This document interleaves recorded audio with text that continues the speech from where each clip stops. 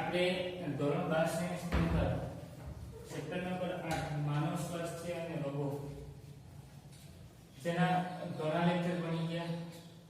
હવે આ ચેપ્ટર છે અંત તરફ જઈ રહ્યું છે. એક બે લેક્ચર ની અંદર આ ચેપ્ટર છે પૂર્ણ થઈ જવાની થઈ જશે. તો વિદ્યાર્થી મિત્રો, આપણે આગળનો ટોપિક છે કે કેન્સર વિશે માહિતી મેળવી હતી. એમાં થોડું કઈ રીતના નીટમાં પૂછાય એની માહિતી મેળવી હતી. તો આજના લેક્ચરની અંદર આપણે નશાકારક પદાર્થ અને આલ્કોહોલનો દુરુપયોગ એના વિશે માહિતી મેળવી. વિદ્યાર્થી મિત્રો, આ સમજતા પહેલા તમને નશાકારક પદાર્થો વિશે થોડી ઘણી માહિતી આપું કે આજનો યુવાન એ તરફ જઈ રહ્યો છે કે પોતાની મંજિલ તરફ પહોંચવા કરતા એનામાં દુર્ગુણો આવ્યા. દુર્ગુણો છે ને, તો કે કોઈ મિત્ર સર્કલ એવું હોય કે જે આલ્કોહોલનું સેવન કરે અને એના દ્વારા એ વ્યક્તિ છે એ આલ્કોહોલનું સેવન છે બરાબર એમાંથી બીજો વ્યક્તિ શીખે બરાબર. તો આજનો યુવાન છે બરાબર એ વધુ પડતા આલ્કોહોલનું સેવન છે કરી રહ્યો છે. ત્યારબાદ ધૂમ્રપાનનું એનું પણ સેવન કરી રહ્યો છે. તો આજનો યુવાન જો આ બધા સેવનો કરે તો એના શરીરમાં તો નુકસાન છે, પણ મિત્રો જો આજનો યુવાન છે બરાબર એ દેશની પ્રગતિમાં ફાળો નહીં આપે તો આપણો જે હાલનો દેશ છે એને કઈ રીતે આપણે વિકસિત કરશું? તો એ કરવા માટે બરાબર આ નશાકારક પદાર્થનું સેવન આજના યુવાને ટાળવું જોઈએ બરાબર. એની જે મંજિલ છે, એનો જે ટાર્ગેટ છે ત્યાં સુધી પહોંચવા માટે સારા ગુણો બરાબર, સારા પુસ્તકો બરાબર, આ બધી વસ્તુઓ છે એ ખૂબ જ જરૂરી છે. અને એ બધી વસ્તુઓમાંથી માહિતી મેળવી અને એ માહિતી છે એ આગળ પણ આપવી જોઈએ. આગળ મતલબ કોઈ એક શિક્ષક હોય, આ શિક્ષકે કોઈ સારા પુસ્તકો વાંચેલા છે તો એ વિદ્યાર્થીઓને ક્લાસની અંદર માહિતી આપે તો એ વિદ્યાર્થીઓ એના ઘરે વાલીઓને, સગા સંબંધીઓ કે જે વ્યસન કરતા હોય એવા લોકોને માહિતી આપે તો એ વ્યસન છે એનાથી થતા કેન્સરોથી પીડાય નહીં, એની મંજિલ તરફ પહોંચી શકે, એના જે ટાર્ગેટો હોય તે પૂર્ણ કરી શકે. એટલે વિદ્યાર્થી મિત્રો, ધૂમ્રપાન અને આલ્કોહોલનું સેવન કરવું જ ના જોઈએ.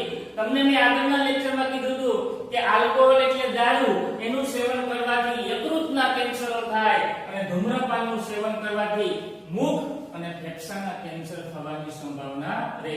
તો વિદ્યાર્થી મિત્રો, આજના લેક્ચરની અંદર આપણો અગત્યનો ટોપિક છે નશાકારક પદાર્થો અને આલ્કોહોલનો દુરુપયોગો, જેની અંદર અમુક શબ્દ છે એ અંડરલાઈન કરવું એ ખાસ ધ્યાન આપજો.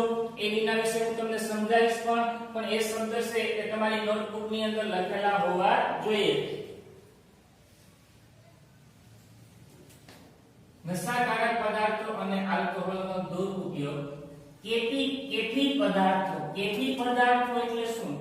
કે જેની અંદર નશો આવતો હોય અને એ નશો બરાબર એ કેવો નશો કે કોઈ વનસ્પતિની છે એ ઔષધ તરીકે ઓળખાય બરાબર. એવી ઔષધો છે બરાબર એનો આપણે નશા તરીકે ઉપયોગ કરીએ જેનું નામ છે કેફી પદાર્થો અને આલ્કોહોલનું સેવન યુવાનોમાં વધુ જોવા મળે છે.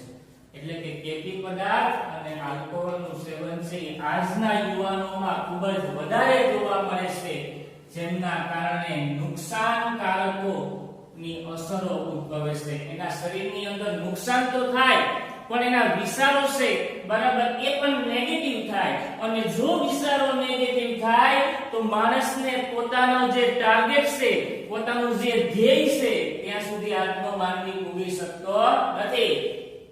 એટલે યુવાનોને સલાહ અને શિક્ષણ આપવું જોઈએ. સલાહ અને શિક્ષણ.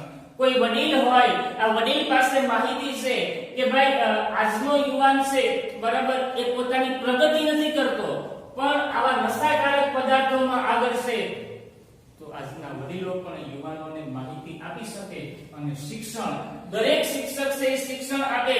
તો હું માનું ત્યાં સુધી દરેક શાળાની અંદર એવા લેક્ચરો હોવા જોઈએ કે વિદ્યાર્થી છે બરાબર એ નશાકારક પદાર્થો અને ધૂમ્રપાન છે બરાબર એ ના કરે. ઘણા વિદ્યાર્થીઓ કરતા હોય અને વિદ્યાર્થી ના કરે તો એની શિક્ષણ દ્વારા માહિતી આપવામાં આવે તો એ માહિતી છે એ વિદ્યાર્થી છે એના વાલીઓને આપે, વાલી બીજા અન્ય વાલીઓને આપે, જેથી કરીને શિક્ષણ આપવાથી પણ આ ધૂમ્રપાન અને આલ્કોહોલના સેવનથી બચી શકાય, જેથી તંદુરસ્ત જીવનશૈલી જીવી શકે. મિત્રો જો આને એવી માહિતી આપવામાં આવે, એવી બુકો આપવામાં આવે, એ બુકો દ્વારા માહિતી મેળવે તો એની જીવનશૈલી છે બરાબર એ સારી રીતે અને તંદુરસ્ત જીવી શકે. શા માટે? તો કે એને એ બુકમાંથી સારા વિચારો મળ્યા, તમે જે શિક્ષણ આપ્યું એ શિક્ષણમાંથી સારા વિચારો મળ્યા, જેથી કરીને એ યુવાન છે બરાબર એ અલગ માર્ગે દોરી જાય નહીં. નશાકારક પદાર્થો કેફી, અફીણ, સરસ અને કોકેઈનનો ઉપયોગ થાય છે. કોનો ઉપયોગ થાય?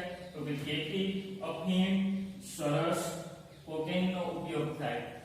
તે ક્યાંથી બને? તો કે સપુષ્પી વનસ્પતિમાંથી અને ફૂગમાંથી બને. ક્યાંથી બને? તો કે સપુષ્પી વનસ્પતિ અને ફૂગમાંથી આ બધા નશાકારક પદાર્થો છે મેળવવામાં આવે. તમને ખબર છે કે આલ્કોહોલ છે દારૂ, એને ઓક્સિજનની ગેરહાજરીમાં બનાવવામાં આવે. તો એક યાદ કરો મિત્રો, એ ઓક્સિજનની ગેરહાજરીમાં બનાવો અને એની અંદર પણ બરાબર ગ્લુકોઝ રહેલો હોય અને એ ગ્લુકોઝ છે બરાબર એને ઓક્સિજનની ગેરહાજરીમાં દહન કરવાથી બરાબર એ ખૂબ જ નશાકારક પદાર્થ બને.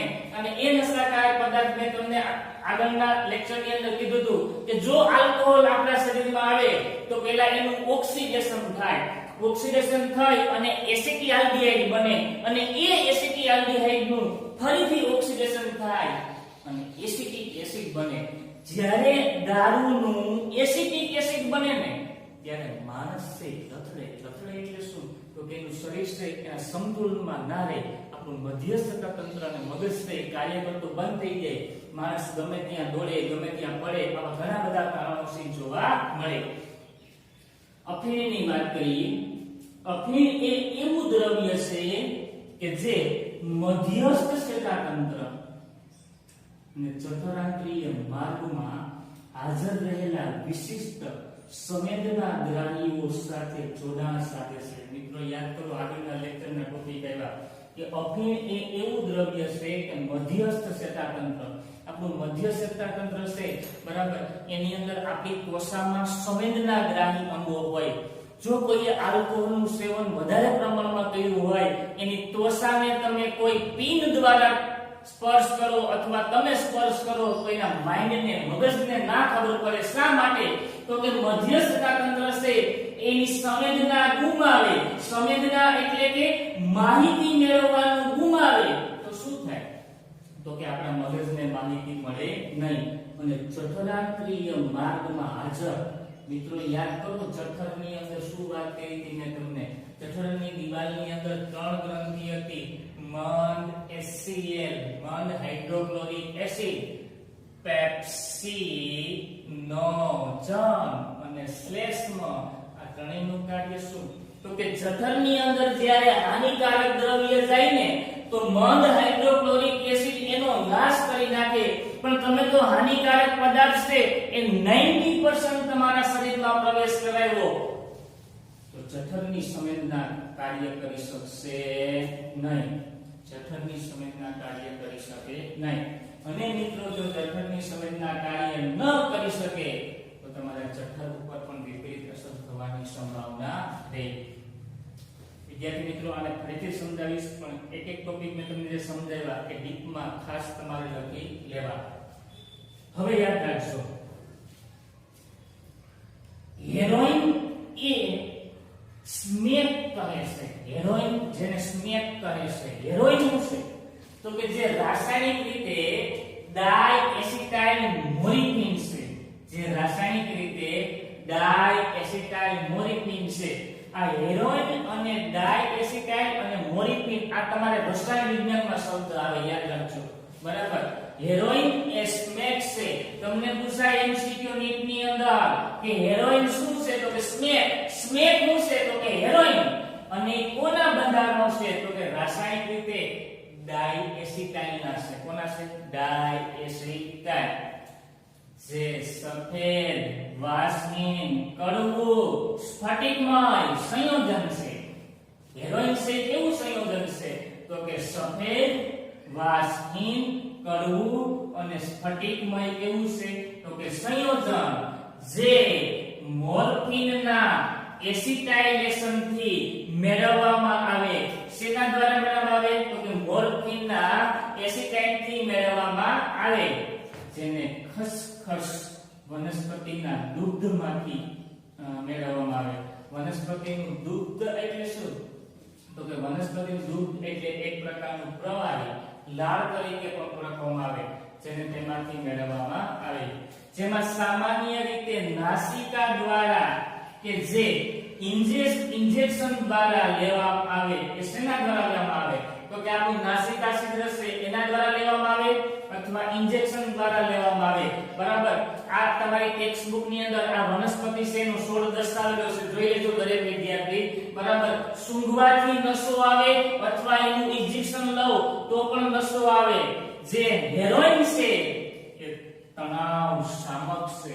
તણાવ શામક કોણ છે? હેરોઇન. અને શરીરના કાર્યને ધીમા પાડે. જો આપણે હેરોઇન નું સેવન કરીએ, બરાબર, એ શ્વાસ દ્વારા કરીએ અથવા ઇન્જેક્શન દ્વારા કરીએ તો શરીરના કાર્ય છે ધીમા પડી જાય. બરાબર. જો મિત્રો મોર્ફિન નું રાસાયણિક બંધારણ છે આ દરેક વિદ્યાર્થીએ ખાસ ડ્રો કરીને યાદ રાખી લેવું. બરાબર. અહીંયા O સમૂહ છે, અહીંયા હાઇડ્રોજન, અહીંયા HOOS સમૂહ છે. બરાબર. અહીંયા N અને CH3 એક કાર્બન અને 3 હાઇડ્રોજન. બરાબર. આ મોર્ફિન નું બંધારણ તમને MCQ માં પૂછાઈ શકે. યાદ રાખજો મોર્ફિન નું બંધારણ છે દરેક વિદ્યાર્થીએ ડ્રો કરી લેવું. હવે વિદ્યાર્થી મિત્રો આપણે આગળ જોઈએ કેનાબિનોઇડ્સ. શબ્દ યાદ રાખજો કેનાબિનોઇડ્સ. કેનાબિનોઇડ્સ એ શું છે તો કે એ રસાયણનો સમૂહ છે. કોનો સમૂહ છે તો કે રસાયણનો સમૂહ છે જે મગજમાંના કેનાબિનોઇડના ગ્રાહકો સાથે પ્રતિક્રિયા કરે. મગજમાંના કેનાબિનોઇડના ગ્રાહકો સાથે કેનાબિનોઇડ શું કરે? પ્રક્રિયા.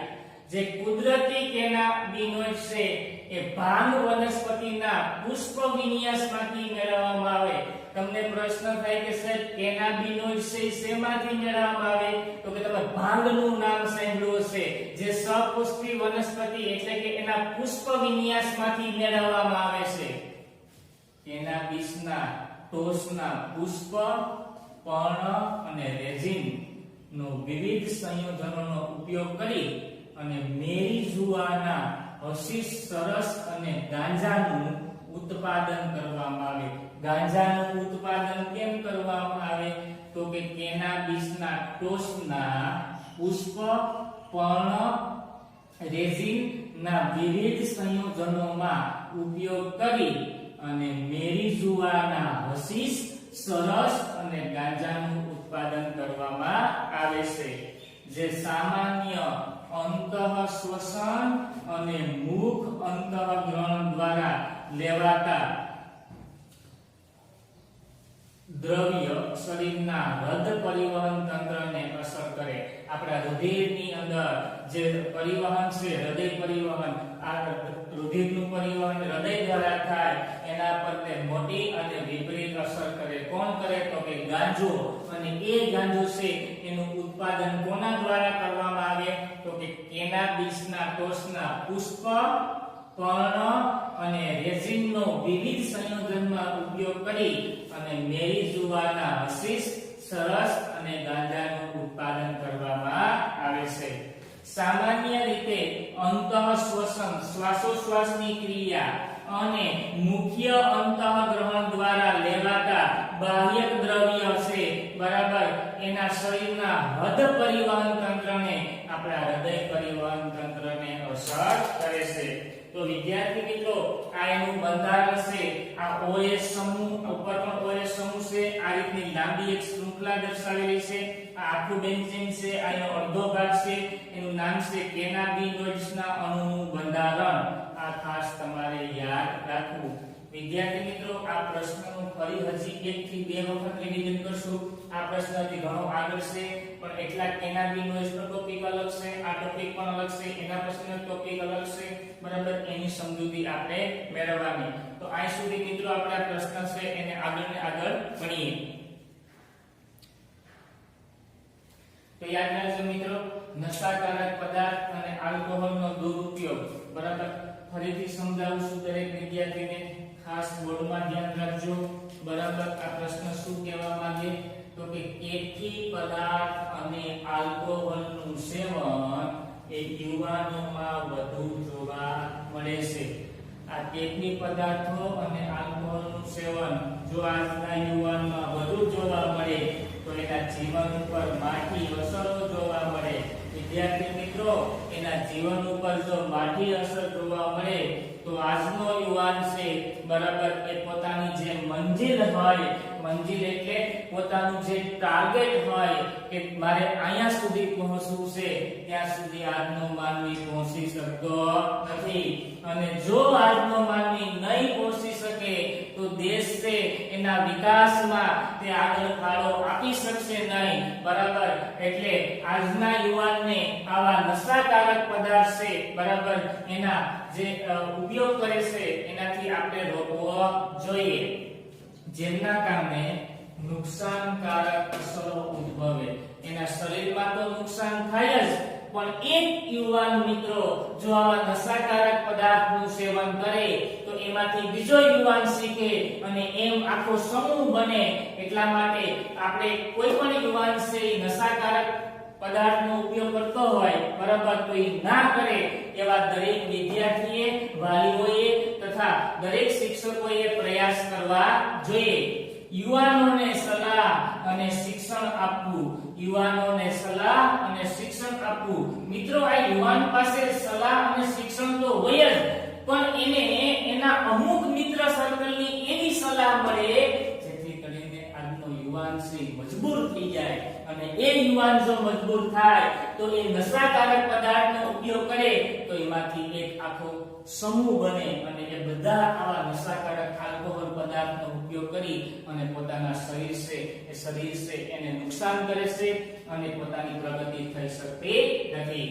જેથી તંદુરસ્ત જીવનશૈલી જીવી શકે, જો એને સારું શિક્ષણ અને સલાહ આપો, બરાબર, તો એ પોતાની જીવનશૈલી છે તંદુરસ્ત જીવી શકે. નશાકારક પદાર્થો જેવા કે કેફી, અફીણ, સરસ અને કોકેઈનનો ઉપયોગ થાય છે. એક શેમાંથી મેળવવામાં આવે તો કે સપુષ્પી વનસ્પતિ અને ફૂગમાંથી મેળવવામાં આવે. શેમાંથી મેળવવામાં આવે? સપુષ્પી વનસ્પતિ અને ફૂગમાંથી. અફીણ એ એવું દ્રવ્ય છે કે જે મધ્યસ્થ ચેતાતંત્ર અને જઠરાંત્રિય માર્ગમાં હાજર રહેલા વિશિષ્ટ સંવેદનાગ્રાહીઓ સાથે જોડાણ સાધે છે, બરાબર. કોને કોને અસર કરે છે તો કે જઠરાંત્રિય માર્ગ અને સંવેદનાગ્રાહી માર્ગોને, બરાબર, એટલે કે મગજના ભાગોને પણ તે નુકસાન પહોંચાડે છે, બરાબર. આ સંવેદનાગ્રાહી અંગો, મધ્ય ચેતાતંત્ર અને જઠરાંત્રિય માર્ગ વિશે મેં તમને હમણાં ડીપમાં સમજૂતી આપેલી હતી. મિત્રો, હજી એક વખત આ જોઈ લઈએ. કેફી પદાર્થ અને આલ્કોહોલનું સેવન યુવાનોમાં વધુ પડતું જોવા મળે, જેના કારણે નુકસાનકારક અસરો ઉદ્ભવે. યુવાનોને સલાહ અને શિક્ષણ આપવું જેથી તંદુરસ્ત જીવનશૈલી જીવી શકે.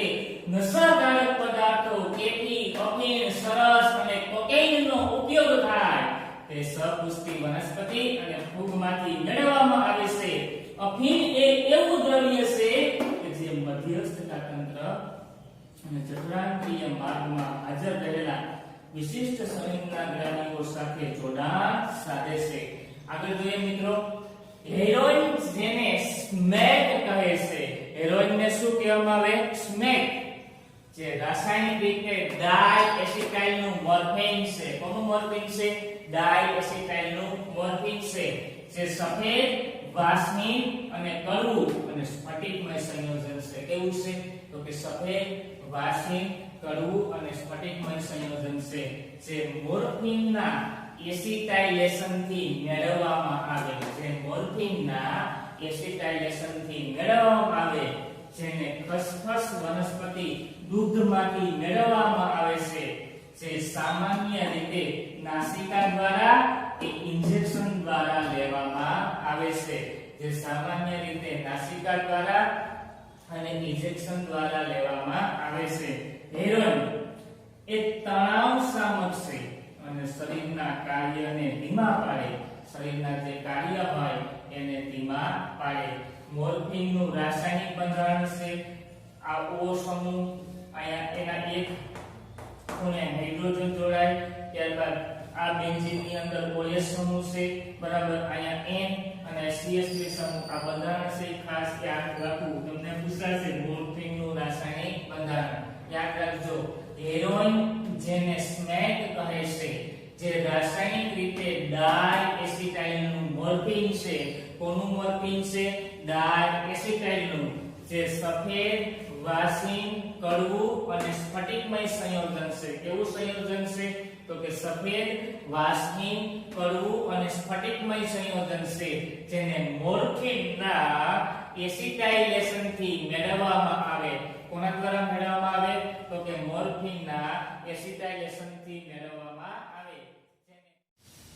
મોર્ફિનના એસિટાઇલેશન થી તે મેળવવામાં આવે, જેને ખસખસ વનસ્પતિ દૂધમાંથી પણ મેળવવામાં આવે, જે સામાન્ય રીતે નાસિકા દ્વારા કે ઇન્જેક્શન દ્વારા લેવામાં આવે. મિત્રો, આ નસો છે એને નાસિકા દ્વારા શું કરવામાં આવે? તો સૂંઘવામાં આવે, બરાબર. કે સૂંઘવામાં આવે તો શું થાય? તો કે આપણા શરીરની અંદર નસો ઉત્પન્ન થાય. એવી મેં તમને પ્રક્રિયા કીધી હતી કે આ પ્રક્રિયા છે, બરાબર. એમાં શું થાય?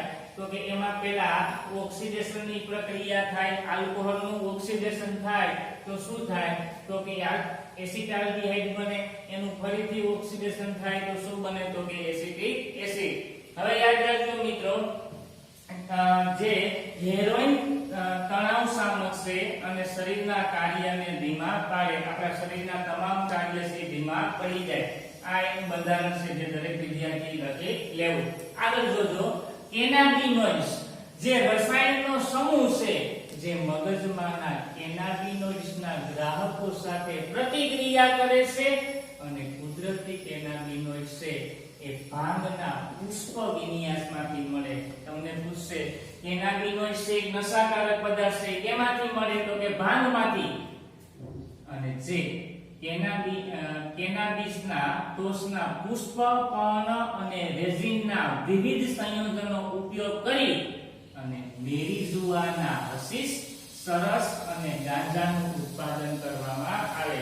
એ ગાંજાનું ઉત્પાદન કઈ રીતે કરવામાં આવે, બરાબર, એ ભાગોનું વર્ણન કરેલું છે. જે સામાન્ય રીતે અંતઃશ્વસન અને મુખનું અંતઃગ્રહણ દ્વારા લેવાતા, બરાબર, દ્રવ્ય શરીરના હૃદય પરિવહન તંત્રને અસર કરે. જે આપણા હૃદય પરિવહનની અંદર રુધિરનું પરિવહન થાય, એમાં દબાણ વધારે ઉત્પન્ન કરે, બરાબર. આ જેનું બંધારણ છે કેનાબિનોઇડ્સનું, બરાબર, એ દરેક વિદ્યાર્થીએ ડ્રો કરી લેવું. આ મેં તમને આગળ સમજાવેલું પણ છે. તો વિદ્યાર્થી મિત્રો, આ લેક્ચર આપણે અહીં સુધી રાખીએ, બરાબર. આગળ